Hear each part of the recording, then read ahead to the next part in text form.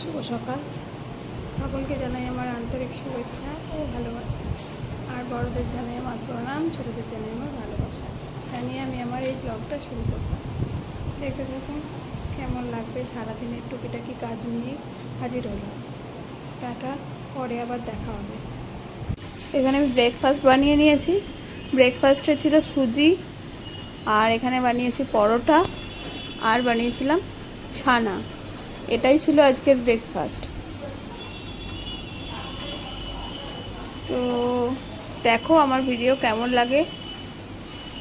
এই যে এখানে সবজি করব বলে কিছু সবজিও কেটে নিয়েছি রান্না করব বলে।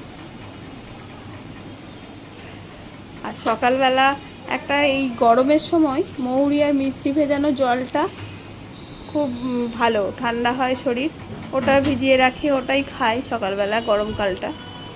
তো এই যে যা কেটেছিলাম, এই ছোটো মাছ দিয়ে সবজি দিয়ে ঝাল, ছোটো মাছগুলো ভেজে নিচ্ছি।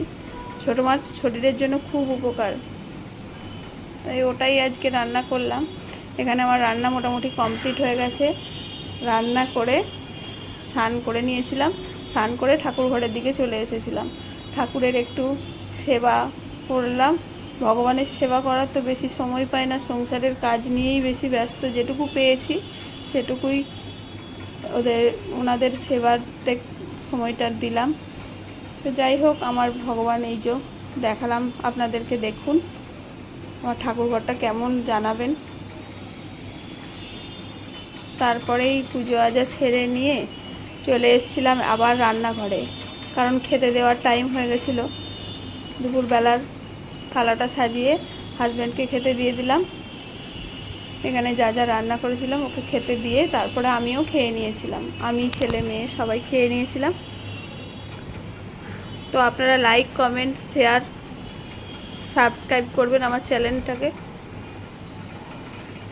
এখানে রান্নাঘরটাও গুছিয়ে নিয়েছি। তারপরে একটুখানি আইসক্রিম খাবো বলে আইসক্রিমটা বের করেছিলাম। মেয়ে আর আমি মিলে একটু আইসক্রিম খেলাম। ছেলে আর হাজব্যান্ড ওরা খায়নি। তো তারপরে রুমে এলাম, বেজে গেছে 3টে। একটু রেস্ট নিয়ে তারপর আবার সেই বিকেলের যুদ্ধ শুরু হবে। যাই হোক, ভিডিওটা দেখবেন, পাশে থাকবেন। আমি কেমন ভিডিও বানাই এটার কমেন্টের মাধ্যমে জানাবেন। টাটা, ভালো থাকবেন, দেখা হচ্ছে।